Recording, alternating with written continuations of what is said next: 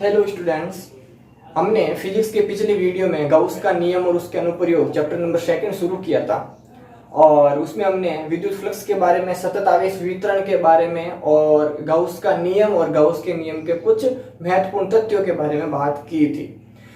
आज आगे बढ़ते हुए अपन गाउस के नियम पर आधारित कुछ क्वेश्चन करेंगे सबसे पहले और उसके बाद में गाउस के नियम के अनुप्रयोग शुरू करेंगे।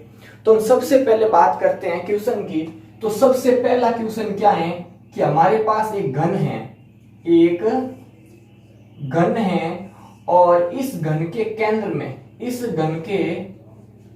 में ये घन का सेंटर पॉइंट है, यहाँ आवेश Q है और इस Q का मान दिया हुआ है 2 माइक्रोकूलम और घन की जो भुजा है 0.2 मीटर दे रखी है। क्वेश्चन क्या पूछा है कि घन के पृष्ठ से निकलने वाले कुल फ्लक्स का मान ज्ञात करो, पहली बात। और दूसरा पूछा है कि प्रत्येक फलक से निकलने वाले, F लिख देते, प्रत्येक फलक, ये F का मतलब हो गया फेस यानी फलक, प्रत्येक फलक से गुजरने वाले फ्लक्स का मान ज्ञात करना है। तो यहाँ पे गाउस का नियम अपन लगा सकते हैं कि गाउस का नियम क्या कहता है कि फाई बराबर Q अपॉन एप्सिलॉन नॉट होता है। फाई की वैल्यू कितनी है? Q अपॉन एप्सिलॉन नॉट होती है। तो फाई बराबर क्या आ गया? Q की वैल्यू 2 इंटू 10 की घात -6। अब -6 क्यों हुआ? माइक्रोकूलम, इसको किस में बदल दिया? कूलम में बदल दिया। अपॉन एप्सिलॉन का मान 0.8055 इंटू 10 की घात माइनस के कितने हो गए? 12 हो गया। कितना हो गया? -12 हो गया। अब वैल्यू कितनी आ जाएगी? ये कट गया 6 बार, यानी यहाँ बच गया -6, ऊपर जाएंगे तो +6 हो जाएंगे। ये फाई की वैल्यू 2/0 इंटू 10 की घात 6 हो जाएगी।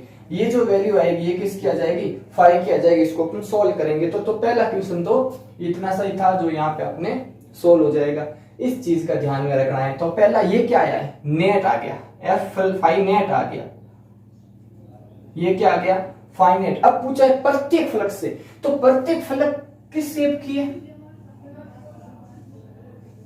अब प्रत्येक से पूछा है ना, ये कितने फलक, टोटल घन में फलके कितनी होती है? 6 फलके होती ना, है ना। कुल फलके कितनी होती है? कुल फलक, तो कुल फलक की बात करो तो 6 फलके हैं। और ये अपने पास किस, मतलब नेट की बात करें या इसको कह सकते हैं 6 फलकों का। 6 फलकों में से कितना फ्लक्स निकल रहा है? ये टोटल का आ गया। अपन को कितने का निकाल? एक फलक का। तो एक फलक की बात करें तो एक फलक के लिए क्या कर देंगे? इसमें 6 का भाग दे दो। ये 6 का भाग दे दिया, सॉरी प्लस के 6 आ जाएंगे। ठीक है, ये 3 बार कट गया, यानी एक फलक में कितना आ गया? 1/055 इंटू 3 इंटू 10 की घात 6। ठीक है, इसको सोल्व करेंगे तो क्या आ जाएगा? एक फलक आ जाएगा। मतलब नेट पूछे तो नेट तो ये हो गया सीधा जो फॉर्मूले से निकलेगा, और एक का पूछा है तो ये घन के आकार का है, तो घन है तो क्या कर देंगे? 6 का इसके अंदर भाग दे देंगे। क्लियर है यहां तक बात? तो ये तो पहला एक सिंपल सा क्वेश्चन था। अब अगले क्वेश्चन की बात करें। आगे वाला क्वेश्चन क्या कह रहा है? नेक्स्ट क्वेश्चन है कि एक समान विद्युत क्षेत्र यानी विद्युत क्षेत्र दिया हुआ है। कितना दिया हुआ है? 3 इंटू 10 की घात 3 इंटू 10 की घात 3 आई कैप न्यूटन प्रति कूलम। ये एक समान विद्युत क्षेत्र दिया हुआ है। तो इस क्षेत्र का, अब देखो 2 क्वेश्चन है इसके अंदर। पहला क्वेश्चन क्षेत्रफल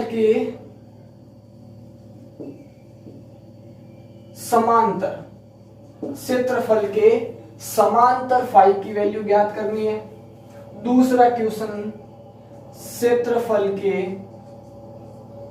क्षेत्रफल से 60 डिग्री पर फाई की वैल्यू। मतलब कि एक पृष्ठ है अपने पास, ठीक है, और कैसा पृष्ठ इसने दिया है? वर्ग के आकार का। ठीक है, मतलब ये वर्गाकार पृष्ठ है। ठीक है, इसका क्षेत्रफल ds की दिशा मान लेते ये है और इसी दिशा में यदि E है तो ये तो समांतर हो गया। और समांतर हो गया तो इनके मध्य थीटा की वैल्यू, यानी कि फर्स्ट क्वेश्चन के लिए थीटा की वैल्यू कितनी दी हुई है? 0 डिग्री। और जब ये समांतर होगा तो यहां मान कितना आएगा? अधिकतम मान आएगा।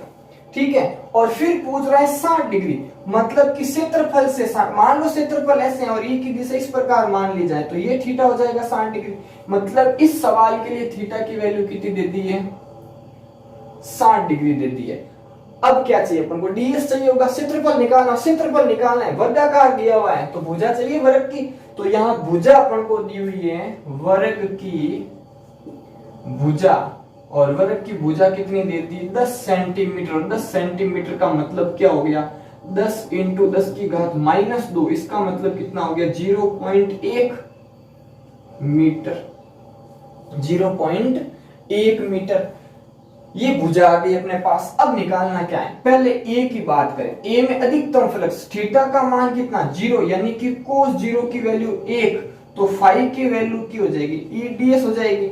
या ईडीएस निकालना है तो फाई बराबर ई की वैल्यू दी हुई है 3 इंटू 10 की घात 3, ठीक है, आई कैप, और इंटू डीएस की वैल्यू वर्ग है तो वर्ग की भुजा, भुजा इंटू भुजा क्षेत्रफल होता है 0.1 इंटू 0.1। देखो ये माइनस की 10 की घात -2 है और ये प्लस के 3 है, एक बचेगा पीछे, तो फाई की वैल्यू कितनी आ जाएगी 30 आई कैप। क्या आ जाएगी 30 आई कैप, और फॉर्मूले से मात्रक क्या बन जाएगा, न्यूटन इंटू मीटर स्क्वायर प्रति कूलम। ये फाई की वैल्यू कब आई, सॉरी ए में, जब क्या है समांतर है थीटा की वैल्यू। अब बी की बात करें तो यहां क्या हो जाएगी, थीटा की वैल्यू 60 और कोस 60 की वैल्यू 1/2 1/2 हो गया, तो फाई की वैल्यू क्या आ जाएगी ई डीएस कोस 60, ये कोस 60 हो गया। तो यहां पे देखो फाई बराबर ई की वैल्यू वही 30 और डीएस की वैल्यू तो इतनी, सॉरी 30 नहीं, 3 इंटू 10 की घात 3, 3 इंटू 10 की घात 3, और डीएस की वैल्यू कितनी आ गई 0.1 इंटू 0.1 इंटू 1/2, यानी ये कितनी बार कट गया यहाँ पे, पहले 30 लेके आता है, इसका आंसर तो वही 30 आएगा। 30 इंटू 1/2 ये कट गया 15 बार, तो फाई की वैल्यू कितनी आ गई 15 न्यूटन इंटू मीटर स्क्वायर प्रति कूलम।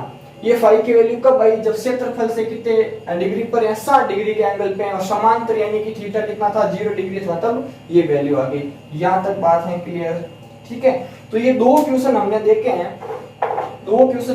हैं फ्लक्स के लिए, ठीक है। कूला इस गाउस के नियम से भी आ गया, और एक जो फ्लक्स का सिंपल फॉर्मूला था ईडीएस कोस थीटा, उसके द्वारा हमने देखा। अब यहाँ क्वेश्चन फ्लक्स दे दे, ई दे दे, डीएस पूछ ले, या गाउस के नियम से क्यू का मान पूछ ले, एप्सिलॉन नॉट का मान पता होता है हमें, फाई की वैल्यू दे दे, क्यू पूछा जा सकता है, ठीक है, ये क्वेश्चन पूछे जाते हैं। अब अपन बात करेंगे आगे अगले टॉपिक की, वो है गाउस नियम के अनुप्रयोग। गाउस नियम के अनुप्रयोगों की बात करेंगे अपन कि गाउस नियम का यूज कहां कहां पे किया जाता है। तो गाउस के नियम का प्रयोग अपन कहां करेंगे, कोई भी आवेशित वस्तु है, चाहे आवेशित तार हो सकता है, आवेशित शीट हो सकती है, ठीक है, आवेशित पट्टिका हो सकती है, और आवेशित गोला, चालक आवेशित गोला हो सकता है, अचालक आवेशित गोला है, या एक गोलीय कोश है। इन सब के लिए विद्युत क्षेत्र की तीव्रता ज्ञात करने के लिए, इन सब के लिए क्या ज्ञात करनी है, विद्युत क्षेत्र की तीव्रता ज्ञात करने के लिए गाउस के नियम का प्रयोग किया जाता है। ये चीज हमको ध्यान रखनी है, ठीक है। तो हम देखो कौन कौन सी चीजों में ज्ञात करेंगे। सबसे पहले बात करें एक तार के लिए, आवेशित तार के लिए विद्युत क्षेत्र की तीव्रता, विद्युत क्षेत्र की तीव्रता की बात करेंगे। आवेशित तार के लिए हम विद्युत क्षेत्र की तीव्रता की बात करें तो आवेशित चाल के लिए, तार के लिए विद्युत क्षेत्र की तीव्रता, तो मैंने ये तार है, ये आवेशित तार है, और तार की शेप कैसे होती है, बेलनाकार, ये आवेशित है, ठीक है। अब इसके चारों ओर क्या करते हैं, एक गाउसीय पृष्ठ की कल्पना करेंगे। महत्वपूर्ण तथ्य हम बताया था, गाउसीय पृष्ठ एक काल्पनिक पृष्ठ होता है, ठीक है। तो इस आवेशित तार के चारों ओर अपन एक गाउसीय पृष्ठ की कल्पना करते हैं, और गाउसीय पृष्ठ अपन सुविधा के लिए गाउसीय पृष्ठ गोल या बेलनाकार माना जाता है, और यहाँ तार बेलनाकार है, इसके चारों ओर बेलनाकार गाउसीय पृष्ठ की रचना करेंगे।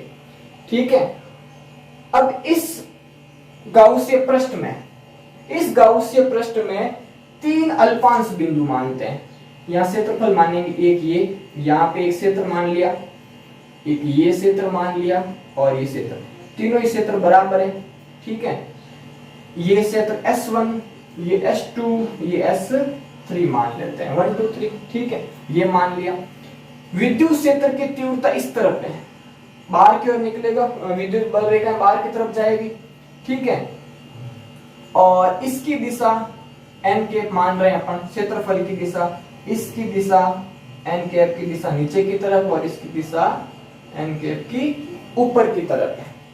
ठीक है, और यहां से यहां तक की जो दूरी है वो कितनी मान ली हमने, r, मतलब कि इस जो बेलनाकार पृष्ठ की त्रिज्या है ना वो r है अपने, और तार की लंबाई कितनी है, l लंबाई का एक तार है। तो इस प्रकार का एक आवेशित तार है।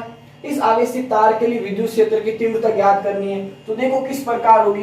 तो फाई की वैल्यू क्या होती है, फाई बराबर क्या होता है, EDS। अब देखो अल्पांश है, तो अल्पांश के लिए फाई की वैल्यू भी क्या रहेगी, अल्प रहेगी, तो ये मान लिया हमने डी फाई। ठीक है, दोनों तरफ अपन क्या करेंगे, समाकलन करेंगे। पहले मान लेते हैं, ये अपन जानते हैं, वी नो दैट, ये किसकी परिभाषा से है, फ्लक्स की परिभाषा से, फ्लक्स की परिभाषा से। अब अपन क्या अलग अलग बात करेंगे, S1 S2 S3 के लिए। तो पहले S1 के लिए फाई 1 आएगा, या चलो फाई को टोटल लिख देते हैं, तो टोटल फाई कितना होगा, S1 के लिए अलग, S2 के लिए अलग, S3 के लिए अलग होगा, तीनों को जोड़ रहे हैं। तो पहले अपन बात करेंगे S1 के लिए EDS, और मैं साथ में लिख रहा हूं कोस थीटा, S1 के लिए आ गया। उसके बाद में ऐड करेंगे EDS, ये S2 है, कोस थीटा, और समाकलन होगा EDS कोस थीटा, ये S3 के लिए। अब थीटा की वैल्यू का पता करें, तो देखो ये क्षेत्रफल की दिशा और यही विद्युत क्षेत्र की दिशा। तो S1 के लिए बात करें, S1 के लिए तो थीटा की वैल्यू 0 होगी, क्योंकि दोनों एक दूसरे के समांतर हैं। यहां बात करें तो क्षेत्रफल की दिशा ऊपर की तरफ, E की दिशा इस तरफ, तो यहाँ थीटा कितना हो गया 90 डिग्री, यहाँ वापिस से कितना हो गया 90 डिग्री। तो अब बात करेंगे फाई, इस फाई की बात करेंगे, तो यहाँ पे कोस 90 का मान कितना हुआ 0, यहाँ पे कोस 90 का मान कितना हुआ 0, और यहाँ कोस 0 का मान कितना हो गया 1 हो गया। ठीक है, तो अपन ये कह सकते हैं कि S1 व S2 एक दूसरे के विपरीत हैं, एक दूसरे के विपरीत हैं। विपरीत है तो क्या होगा, विपरीत है तथा क्षेत्रफल व विद्युत क्षेत्र के मध्य कोण 90 डिग्री है। अतः क्या हो जाएगा, यहाँ पे क्या हो जाएगा, कोस 90 की वैल्यू S1 के लिए और कोस 90 की वैल्यू S2 के लिए कितनी हो जाएगी, 0 हो जाएगी दोनों के लिए। तो ये तो हो गया दोनों 0। अब S1 और S2 दोनों 0 क्योंकि कोस 90 0 है, तो S1 और S2 भी क्या हो जाएंगे, सॉरी S1 और S2 नहीं, S1 और S3 है। तो यहाँ S1 और S3 की बात करेंगे, 90 90 ये है, और S1 की वैल्यू, अब S1 की वैल्यू कितनी आ जाएगी, ये S2 माना था ना हमने, ये S2 है। ठीक है, तो S1 की वैल्यू कितनी आ जाएगी, तो यहाँ पे देखो ये हो गया कितना 0, ये भी कितना हो गया 0, पीछे क्या बचा फाई बराबर EDS, इतना ही बचेगा सिर्फ। अब समाकलन करेंगे, E तो बाहर आ जाएगा, DS का समाकलन क्या हो जाएगा, DS का समाकलन क्या हो जाएगा, उसी पृष्ठ कैसा है बेलनाकार, तो बेलन का क्षेत्रफल क्या होता है 2 पाई r h होता है। तो 2 पाई r की वैल्यू, तो यही त्रिज्या h नहीं, यहाँ पे हमने क्या माना है L माना है, तो यहाँ हो जाएगा L। अब फाई की वैल्यू कितनी आ गई, E 2 पाई r L। एक चीज और जानते हैं, क्या जानते हैं, गाउस का नियम जानते हैं, क्या होता है फाई बराबर, इसको समीकरण नंबर 1 मान लेते हैं, फाई बराबर क्या होता है Q अपॉन एप्सिलॉन नॉट होता है। समीकरण नंबर 2, ये भी फाई के बराबर, ये भी फाई के बराबर, दोनों समीकरणों को क्या करना है यहाँ पे बराबर कर देंगे, यहाँ कर लेते हैं।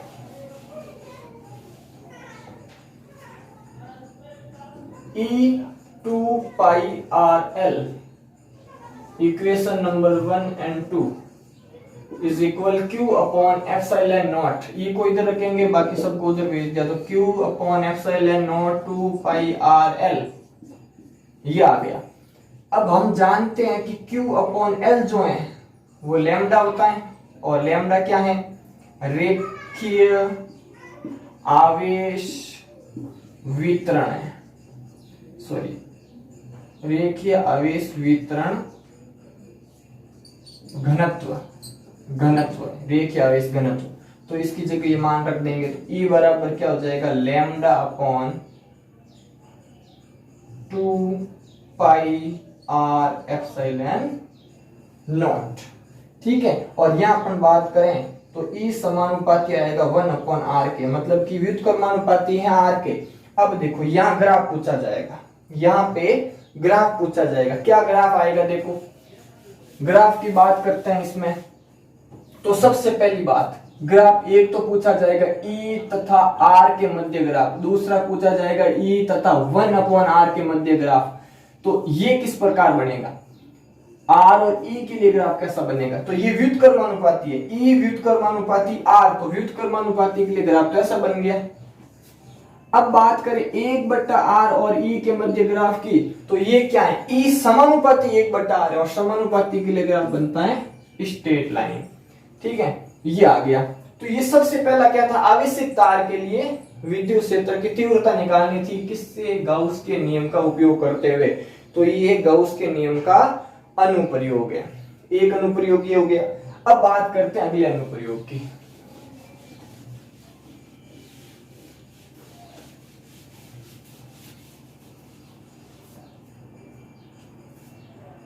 सेकंड है आवेशित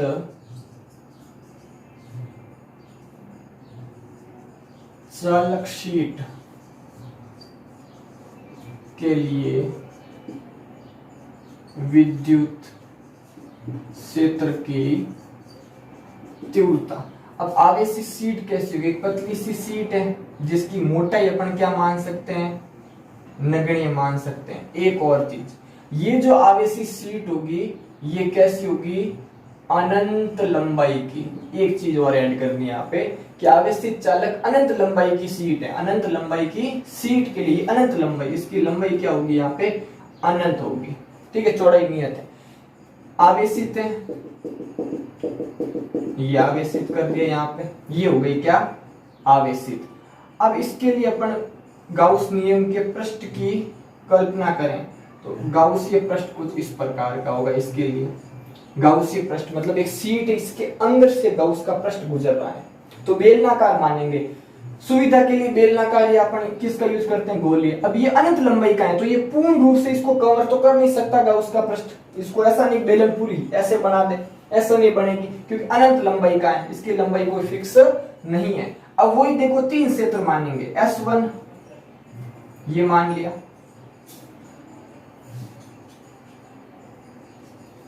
ये हो गया यहाँ पे S2, यहां S1, एक यहां मान लेते हैं S2, और एक यहां हो जाएगा S3। ये 3 हमने क्या मान लिए, यहाँ पे क्षेत्र मान लिए हैं, क्या मान लिए हैं, क्षेत्र मान लिए। विद्युत क्षेत्र, आवेशित शीट है, ये शीट है, तो विद्युत क्षेत्र की दिशा इस तरफ भी होगी, इस तरफ भी होगी, क्योंकि पूरी आवेशित है शीट, तो पूर्ण रूप से वितरित होगा, क्षेत्रफल के अनुदिश वितरित होगा। अब यहाँ पे बात करते हैं S1, S2 और S3 की। तो पहले बात करेंगे फाई की, तो फाई क्या होता है, EDS, ये होता है फाई की वैल्यू। तीनों क्षेत्रों के लिए, क्षेत्र A के लिए EDS cos थीटा, S2 के लिए EDS cos थीटा, और S3 के लिए EDS cos थीटा। अब बात करेंगे थीटा की, इस तरफ है m कैप और इसी तरफ है E, तो एंगल हो जाएगा 0, तो cos 0 की वैल्यू 1, इसके लिए S1 के लिए। अभी बात S2 की बात करें, n के ऊपर की तरफ E की वैल्यू इस तरफ, तो थीटा की वैल्यू 90 डिग्री और cos 90 की वैल्यू हो जाएगी 0। N cap E cap B E B इसी तरफ है, तो यहाँ पे थीटा की वैल्यू 0 और कोस 0 की वैल्यू 1 हो जाएगी। तीनों के लिए थीटा की वैल्यू आ गई, मतलब 0 कौन हुआ, इस पूरे का मान कितना हो जाएगा 0। कारण क्या, कोस 90 की वैल्यू 0, यहाँ पे 0 रखेंगे तो पूरी टर्म क्या हो जाएगी 0, पीछे क्या बचा उसको लिख दो। अब देखो ये दोनों तो बराबर सेम रहेंगे, यानी देखो यहाँ लिख रहा हूं S1 बराबर S3 है, तो इसको सीधा लिख सकते हैं 2 EBS, ये लिख दिया मैंने। अब वही वापिस ds का समाकलन कर लेते हैं। अब देखो यहां पे क्या होगा, इस बेलन का अपन को, ये तो कल्पना की हमने, इसकी लंबाई के अनुदिश रखते हैं तो L मान लेते हैं, लेकिन गाउसी प्रश्न इसके अनुदिश है और लंबाई इसकी नियत नहीं है, ठीक है, फिक्स लंबाई, इसलिए गाउस का प्रश्न ऐसे नहीं मान सकते ना इसको पूरा, क्योंकि अनंत लंबाई का, इसलिए। अब बात करें या L है नहीं, मतलब कि हाइट दी हुई नहीं है, तो बेलन में 2 पाई RS तो रख नहीं सकते, इसलिए क्या कर दिया 5ds बराबर को क्या मान लिया हमने S, मतलब ds का समाकलन कितना हो गया S हो गया, तो 5 बराबर कितना आ गया 2ES आ गया, समीकरण नंबर 1। फिर एक चीज अपन जानते हैं गाउस के नियम से, 5 बराबर Q अपॉन एप्सिलॉन नॉट होता है, समीकरण नंबर 2। अब समीकरण 1 और 2 से इक्वेशन 1 एंड 2 इसकी बात करें तो 2ES बराबर हो जाएगा Q अपॉन एप्सिलॉन नॉट, और E बराबर आ जाएगा Q upon 2S epsilon not, और एक चीज हम जानते हैं कि Q अपॉन S जो होता है वो होता है सिग्मा, और सिग्मा क्या है, पृष्ठीय आवेश घनत्व है। मान रखेंगे यहाँ पे तो E की वैल्यू आ जाएगी सिग्मा अपॉन 2 एप्सिलॉन नॉट, ये वैल्यू किसकी आ गई, E की वैल्यू किसके लिए, आवेशित चालक अनंत लंबाई की, आवेशित अनंत लंबाई की चालक सीट, यहाँ आ जाएगा अनंत वाला मामला, ठीक है, अनंत लंबाई यहाँ लिखेंगे अपन। तो अनंत लंबाई की चालक सीट के लिए विद्युत क्षेत्र की तीव्रता की बात करें तो E बराबर आ जाएगा सिग्मा अपॉन 2 एप्सिलॉन नॉट। अब बात करते हैं अपन किसके लिए, ये कितने हो गए 2 अनुप्रयोग। हाँ, इसके लिए ग्राफ की बात करें, ग्राफ की बात करें तो 2 प्रकार के ग्राफ देखो, 2 प्रकार के कैसे, कि एक तो ग्राफ हो जाएगा किसके लिए E व R के लिए, और एक हो जाएगा E व एप्सिलॉन नॉट के लिए, ठीक है, 2 ग्राफ की बात करेंगे। तो इस फॉर्मूले में देखें तो E जो है वो R पर निर्भर नहीं करता है, पहली बात तो ये हो गई, नहीं करता है, R इसमें आ ही नहीं रहा है फॉर्मूले में कहीं भी, तो R पे निर्भर नहीं करेगा। और E क्या होगा, व्युत्क्रमानुपाती होगा एप्सिलॉन नॉट के, मतलब यह विद्युतशीलता यदि माध्यम में रखकर चेंज हो सकता है, तो R पे तो निर्भर नहीं करता है। तो E और R की बात करें तब तो ये ग्राफ बन गया, निर्भर ही नहीं करता है तो कोई लेना देना ही नहीं R से, और व्युत्क्रमानुपाती के लिए ग्राफ ऐसा बन जाएगा ग्राफ E और एप्सिलॉन नॉट के लिए, ठीक है, इस प्रकार से। तो ये 2 प्रकार के ग्राफ इसमें से भी पूछे जाते हैं। तो यहां तक बात समझ में आई आपको, ठीक है। एक और कर लेते हैं अनुप्रयोग, एक अनुप्रयोग और कर, सब इजी अनुप्रयोग है, डेरिवेशन में भी ज्यादा कोई परेशानी वाली बात नहीं है। फ्लक्स वाला फॉर्मूला ध्यान में रखना है, 3 क्षेत्र हमने कल्पना करनी है, 3 क्षेत्रों की क्या करनी है, कल्पना करनी है। तीसरे की बात करें तो ये भी अनंत लंबाई है, अनंत लंबाई की आवेशित बात करेंगे किसके लिए, पट्टिका के लिए, आवेशित पट्टिका। अब पट्टिका में और शीट में क्या फर्क है, देखो शीट होगी जिसकी मोटाई नगण्य होगी, मतलब एक पन्ना मान सकते, एक पेपर होता है कॉपी का या किताब का पन्ना है, तो वो कैसा हो गया, पतला सा पन्ना है, उसको अपन सीट मान रहे हैं, उसको सीट कह रहे हैं। और पट्टिका का मतलब जिसकी लंबाई व चौड़ाई व ऊंचाई तीनों चीजें होगी, लंबाई चौड़ाई और ऊंचाई क्या होगी, तीनों ही चीजें होगी, वो पट्टिका है। और सीट में लंबाई और चौड़ाई 2 ही चीज होती है। एच को अपन क्या मान लेते हैं, नगण्य मान लेते हैं, बिल्कुल पतला है, इसलिए ये तो सीट हो जाएगी और ये क्या होगा, पट्टिका होगी। तो अपन बात कर रहे हैं किसके लिए, पट्टिका के लिए। अब पट्टिका कैसे बनाओगे, तो पट्टिका इस प्रकार की हो जाएगी, देखो पहले सिंपल ऐसे बना दिए, ठीक है, ये पट्टिका हो गई।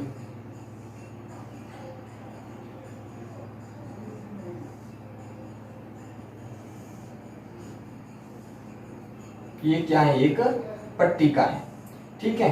इस पट्टिका की बात करेंगे तो इस पट्टिका में भी गाउसी पृष्ठ, अब गाउसी पृष्ठ पट्टी मोटी है तो गाउसी पृष्ठ को अपन अंदर तक मानेंगे, ठीक है। ये बेलनाकार गाउसीय पृष्ठ, ये जो सिरा है, ये जो सिरा है वो कहाँ है, इस पट्टिका के मध्य तक गया हुआ है, पार नहीं कर रहा है, मध्य तक गया हुआ है, ठीक है। तो तीन क्षेत्र S1 S2 S3 ये तीन सब अनंत लंबाई की है, ये अनंत लंबाई की आवेशित है, यानी आवेश होगा इसके अंदर।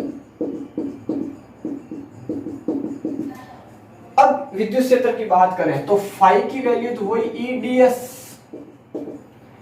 अलग अलग क्षेत्र की बात करें तो पहले S1 के लिए EDS cos थीटा, S2 के लिए EDS cos theta plus S3 के लिए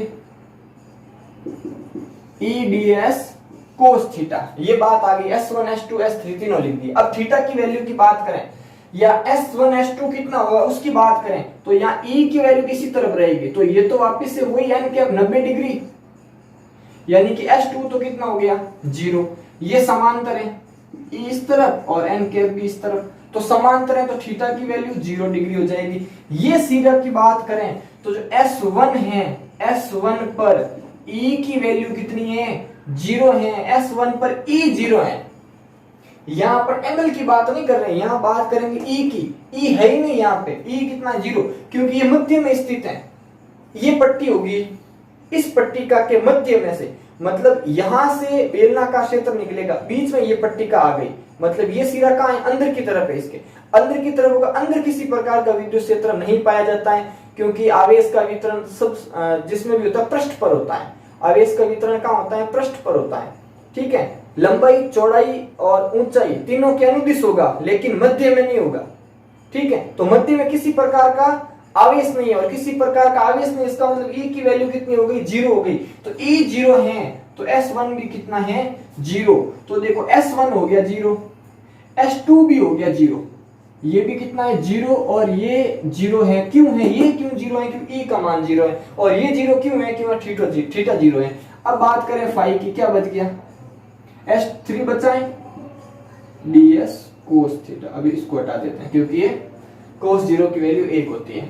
अब ds की बात करें तो ये भी अनंत लंबाई की है, तो ds का समाकलन क्या मान रहे हैं अपन, s लेंगे, ये हो गया s, तो फाई की वैल्यू क्या आ जाएगी es आ जाएगी। फिर हम जानते हैं, क्या जानते हैं, फाई बराबर q अपॉन एप्सिलॉन नॉट होता है समीकरण 1, समीकरण 2 बन गई फिर से। तो यहां बात करेंगे फ्रॉम इक्वेशन 1 एंड 2 की बात करें तो समीकरण 1 व 2 से ES बराबर Q upon epsilon not, E की वैल्यू आ जाएगी Q upon S epsilon not और Q अपॉन S क्या हो गया सिग्मा हो जाएगा, तो E बराबर आ जाएगा सिग्मा अपॉन एप्सिलॉन नॉट आ जाएगा, ठीक है। और पट्टिका की बात करें, अब मैं कहूं ये तो हमने इस पृष्ठ के लिए निकाला, अब इस पट्टिका के पीछे की तरफ और पृष्ठ है तो इस तरफ यदि बात करेंगे तो वो भी कितना होगा Q upon S epsilon not. तो सीट में और इसमें क्या फर्क है, तो जो सीट का होता है, यानी मैं बात कर रहा हूं ई पट्टिका, ई पट्टिका जो होता है वो 2 गुना होता है किसके, ई सीट के, यानी जो सीट का विद्युत क्षेत्र की तीव्रता होगी सीट की विद्युत क्षेत्र की तीव्रता पट्टिका की विद्युत क्षेत्र की तीव्रता की आधी है। हमने फॉर्मूला निकाला था ई सीट के लिए कितना आया था सिग्मा अपॉन 2 एप्सिलॉन नॉट, तो ये 1/2 है, ये सीट के लिए क्या है इसका आधा है। तो ये चीज ध्यान रखनी है कि अनंत लंबाई की सीट और अनंत लंबाई की पट्टिका की जो बात करें तो उसमें विद्युत क्षेत्र की तीव्रता का अंतर कितना होता है, आधा होता है, मतलब कि जो सीट का विद्युत क्षेत्र की तीव्रता होगी वो पट्टिका के विद्युत क्षेत्र की तीव्रता की आधी होती है। और ग्राफ तो उसी प्रकार का, ये भी क्या है आर पर निर्भर